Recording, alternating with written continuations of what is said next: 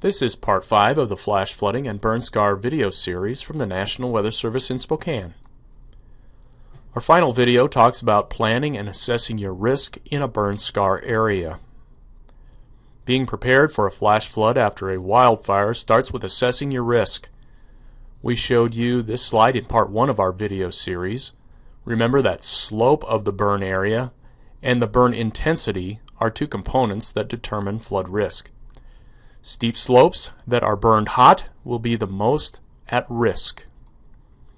Shortly after a wildfire, you should be able to make some basic assessments of the landscape where you live.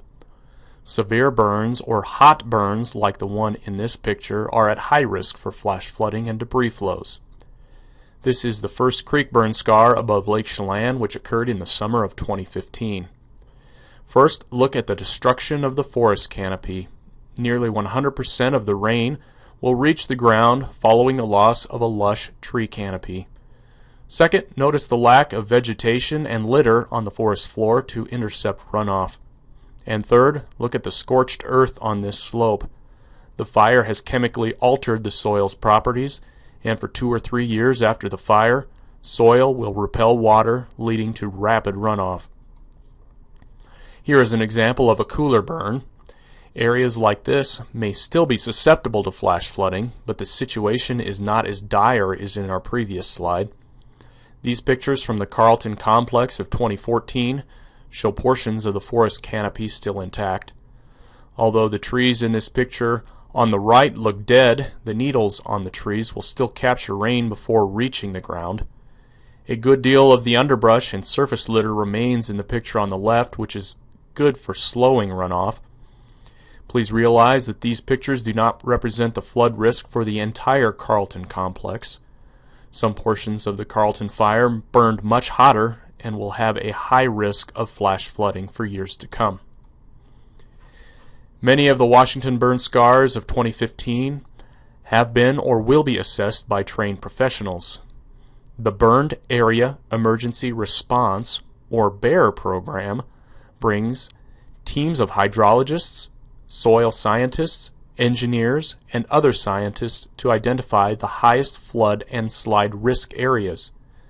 BAER teams may suggest emergency stabilization measures like installation of water and erosion control devices.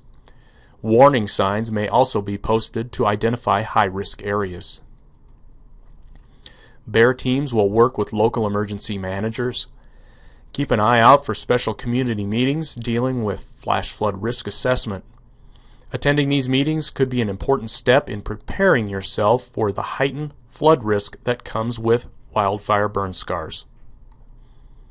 Some areas that have never flooded in your lifetime may now be a high risk for floods. Be prepared by making a plan. Ready.gov is a good source for developing a plan for emergencies like flash floods. Step 1 in the emergency plan is knowing how to receive alerts and warnings. In part 4 of this video series, we discuss several ways to receive weather watches, warnings, and advisories. Find which system will work best for you.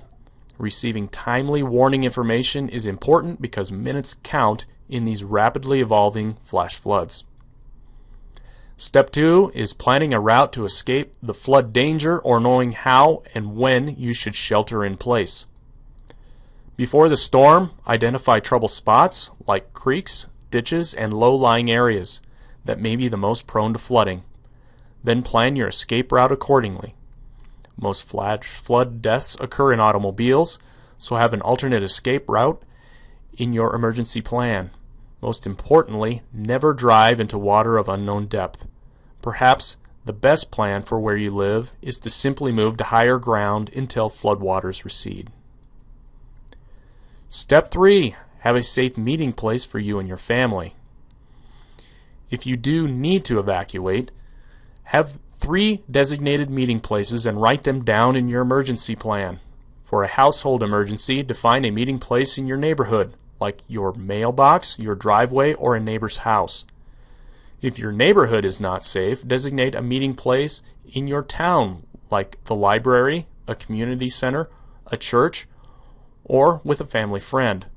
For scenarios where your community is evacuated, Name a third meeting place outside of your town with a relative or family friend. Step 4. Identify the best methods for communicating with your family during an emergency.